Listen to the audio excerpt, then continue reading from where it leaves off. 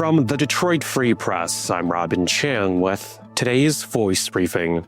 It's Tuesday, May 19th, 2026. I'm Teresa Baldus with the Detroit Free Press. In an exclusive story you'll read only in the Free Press, a 14-year-old boy who was shot in downtown Detroit is lucky to be alive thanks to a Good Samaritan who stuck by his side when others ran away. This Good Samaritan is a Detroit ceasefire volunteer who was walking the streets of Detroit Sunday night following large groups of teens roaming around with the hopes of keeping things peaceful. But at around 9:40 p.m., gunshots rang out near the downtown Gucci store. While others fled, this ceasefire volunteer and his partner stayed put. They saw a boy go down and ran to his aid. The boy had been shot in the chest. The volunteer put pressure on the boy's wound and recalls the boy telling him, quote, "Please don't let me die, sir," end quote. The Good Samaritan and his partner stayed with him until help arrived. For more on this exclusive story, please report to freep.com. Hi, I'm Urban Lobo. I cover politics and state government for the Detroit Free Press. Planned Parenthood of Michigan says it faces a financial shortfall due to changes in federal funding and is calling on Governor Gretchen Whitmer to step in and fill the gap. Planned Parenthood operates 10 clinics in Michigan offering reproductive health care, including medication and in-clinic abortions at some locations. The group says it will have to close some of the clinics if it does not receive a one-time allocation of $5 million from the state.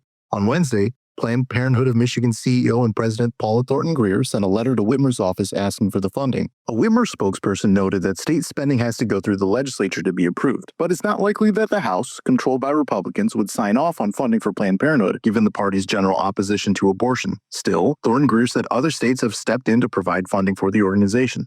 Changes to Title X family planning funding in the federal government has affected abortion providers since President Donald Trump returned to the White House last year. Planned Parenthood of Michigan cited federal funding issues last year when it closed clinics in Jackson, Marquette, and Petoskey. I'm Jenna Prestininsi for the Detroit Free Press.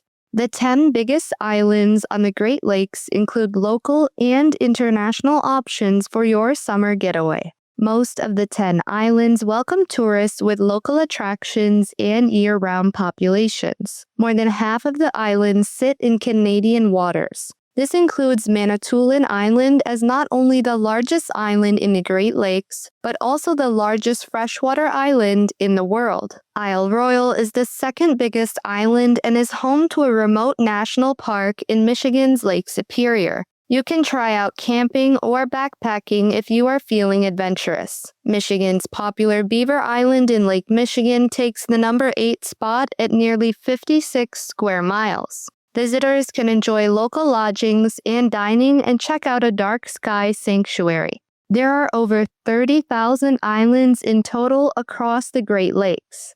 To learn more, visit freep.com. Find more from the Detroit Free Press on freep.com. That's FREEP.com. Thank you for listening, and you'll hear more from us tomorrow.